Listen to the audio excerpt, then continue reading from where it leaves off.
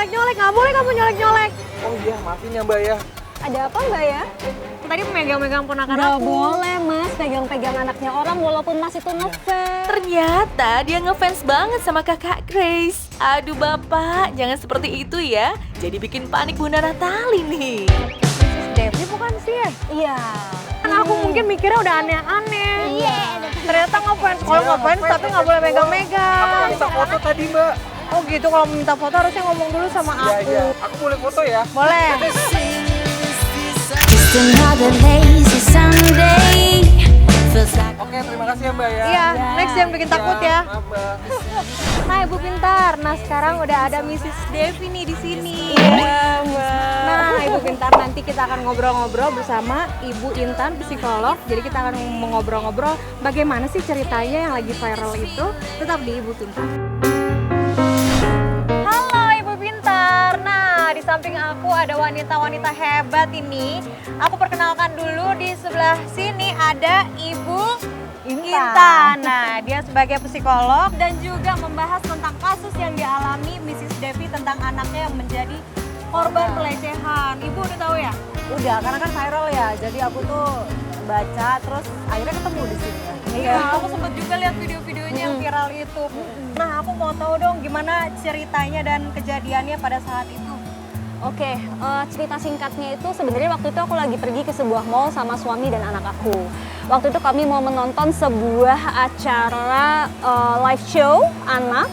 Lagi ngobrol waktu itu sama anak saya, mendadak nih ada seorang lelaki bertubuh besar, gempal, gendut gitu, menaruh tangannya di atas perut anak aku. Dia datang dari arah belakang, terus tangannya begini, set, set gitu ke anak aku. Waktu itu saya langsung berpikir, jangan-jangan ini temen gitu. Jadi saya lihat dulu, no, he is not my friend gitu. Langsung saya bilang ke dia, kamu siapa? Ngapain kamu colek-colek anak saya? Gitu. Dia tersenyum. Dan senyum pertama yang waktu dia kasih ke saya, waktu dia pertama kali pegang perut anak saya itu senyum puas dan nakal. Tuh, akhirnya waktu sambil mengejar, saya pegang HP, saya mencoba untuk record. Dan recording itulah yang sekarang menjadi viral di mana-mana. Kalau menurut tanggapan Mbak Intan kayak gimana kalau melihat berita yang lagi viral seperti ini? Nah, kan ada kasus ini kita jadi belajar ya orang tua ya, Iya, semuanya gitu kan. Yang pertama, pelecehan seksual itu apa sih? Pelecehan seksual itu belum tentu hanya sentuhan, lirikan. Ya, lirikan itu berbeda ya. Lirikan, menggunakan kata-kata verbal itu bisa dikatakan pelecehan ketika kemana nih arahnya, kan beda ya, gitu kan, menggoda gitu. Kemudian ada juga yang sentuhan fisik. Sentuhan fisik itu tidak selalu alat vitalnya anak kita atau organ vitalnya anak-anak kita. Ada sentuhan yang boleh, ada sentuhan yang nggak boleh. Nah, orang tua harus ajarin, dan sebatas mana kalau orang yang awam kan biasanya lucu ya salim, itu normal ya. Tapi ketika dia kata lucu ya, kemudian dia maaf ya kayak lucu ya gitu, memegang-megang ini udah sinyal yang kita sebagai orang tua berhak mengatakan Jangan, tidak boleh. Iya.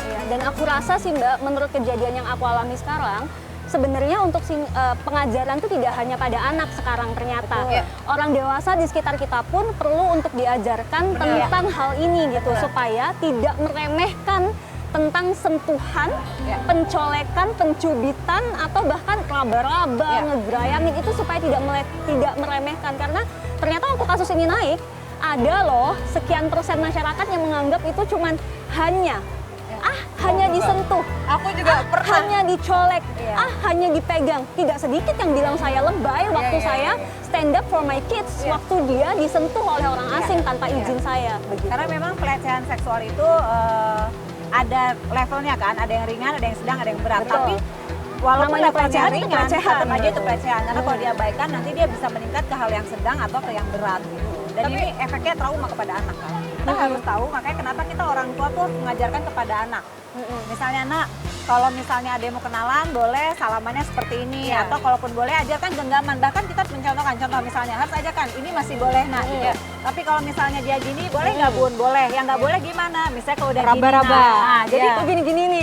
karena gini, pelaku pelecehan seksual itu sebenarnya dia punya mentalnya tuh pengecut. Maka kenapa dia cari korbannya kalau nggak anak-anak wanita? Bener. Ya kan? betul. Karena wanita dan anak-anak itu Kebanyakan lemah, nggak tanda kutip. bisa Benar. ini ya, Iya nggak kan? bisa membela dirinya gitu. Jadi ketika ada anak yang berani berkata, awas ya kamu, saya bilangin mama saya, dia lari. Takut. Karena dia Iya. takut. Dan biasanya ini jadi radar juga ya, kalau misalnya kita di playground ya, ini orang tua nih jangan cuma naruh anaknya terus kita ngobrol. Iya. Anak nggak kelihatan mata ya. Iya. Karena biasanya pelaku-pelaku pelecehan seksual anak, apalagi pedofil gitu ya, Iya. mereka tuh berkeliarannya di playground. Dan mereka tuh jalan, mereka tuh melihat anak mana yang rapuh. Jadi bukan anak yang confident. Kalau Iya, anak iya. confident dia nggak berani deketin karena tahu nih anak melawan. Iya. Tapi iya. anak yang cuma diem, main takut, meraba, itu Jadi targetnya bahan dia. iya, Iya. targetnya dia. Sendirian, nah mulai kan, dia iya, bawa permen, dia bawa Betul, apa. betul. Nah jadi orang tua tuh harus aware ketika di playground, kita boleh loh bisa gini lihat.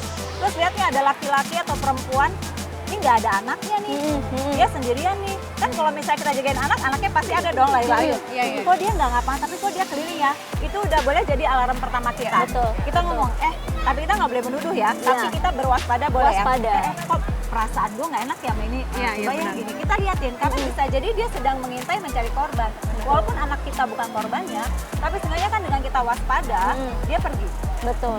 Perubahan apa yang dirasakan pada anak yang pernah mengalami itu gimana sih tuh? Perubahannya tuh kayak gimana? Contohnya kayak Kalau anak tuh gimana? Oh, kalau anak aku, kebetulan anak aku ini termasuk anak berkebutuhan khusus ya.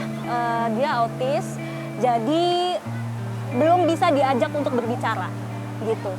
Hanya kami sempat membawanya ke psikolog. Malik itu suka banget ngegambar. Anak aku suka banget ngegambar. Psikolog cuma mengatakan salah satu cara untuk berkomunikasi dengan anak saya adalah untuk melihat gambarnya dia lalu dikasih tanggal, gitu. Karena dari situ kita bisa lihat ada nggak perubahan dari gambar-gambar dari anak saya, oke, gitu, oke. seperti itu. Jadi Karena dari gambar tuh kelihatan. iya, Apa yang dia warnanya. rasakan? Betul, kalau misalnya dia cemas, dia ketakutan, biasanya arsirannya banyak. iya, iya, Nah itu biasanya akan terlihat sih. iya. Saya sih berharapnya tidak ada efek jangka panjang ya, bahkan tidak ada efek jangka pendeknya. Saya berharapnya begitu karena waktu itu saya benar-benar langsung melakukan apa yang harus saya lakukan. Anak saya pun langsung saya singkirkan dari saya waktu saya mengkonfrontasi orang ini seperti itu. Semoga aja nggak ada trauma dari anak saya. Nah kalau untuk Mbak Intan, gimana pesan-pesannya untuk pemirsa yang lagi nonton kita ini, pesan-pesannya untuk menjaga anak-anak ataupun menjaga orang-orang di sekitar kita tuh kayak gimana? Ya. Jadi kalau buat ibu-ibu pintar yang ada di rumah nih ya, yang pertama adalah jangan karena adanya kasus ini kita jadi takut memberikan ruang anak untuk berkreasi atau mengeksplor ya, karena anak juga butuh ruang dan tempat untuk dia bisa beraktivitas. Namun yang pertama kita harus waspada. Ya. Kemudian yang kedua, jangan pernah lepaskan pandangan kita atau kita jangan lengah ketika kita sedang menjaga anak kita, terutama anak-anak yang masih di bawah usia nih ya, yang masih anak-anak sekali gitu ya. Kemudian ajarkan anak sentuhan mana yang boleh dan sentuhan mana yang nggak boleh. Nah ini harus nih wajib gitu kan. Kemudian area mana yang boleh dan area mana yang tidak boleh. Kemudian terakhir ajarkan anak untuk berteriak di saat dia merasa tidak nyaman atau bertemu dengan orang-orang yang dianggap sinyalnya adalah sinyal bahaya. Nah itu adalah penyelamatan tanda kutip ya. Penyelamatan pertama kita sebagai orang tua untuk mengajarkan kepada anak-anak kita. Oke, buat para netizen nih ya, yang misalnya selama ini kan aku suka baca nih di komen kamu nih ada aja yang bilang kamu tuh lebay atau berlebih responnya padahal anaknya cuma dicolek-colek aja. Yang pertama adalah coba deh berempati dengan apa yang orang lain rasakan. Karena belum tentu ya kalau kamu di posisinya Mrs. Devi ini akan kuat dan bisa struggling seperti beliau. Yang kedua adalah saya setuju dengan perkataan Mrs. Devi yang bilang bahwa pelecehan seksual itu tidak hanya dengan kata hanya atau cuma. Walaupun sebuah colekan itu memang harus kita tegakkan keadilan. Kenapa? Karena kalau si pelaku berkeliaran, ini nanti khawatir akan banyak korban-korban lainnya. Dan yang lebih dipikirkan adalah anak kita. Karena anak kita bisa menjadi trauma berkepanjangan dan ini PR-nya akan lebih panjang lagi. Terima kasih, Sama-sama. terima kasih Mrs. Devi. Sama-sama Mbak Nata. Oke, kita akan seru-seruan lagi abis ini di Cimory Dairyland. Tetap di Ibu Pintar.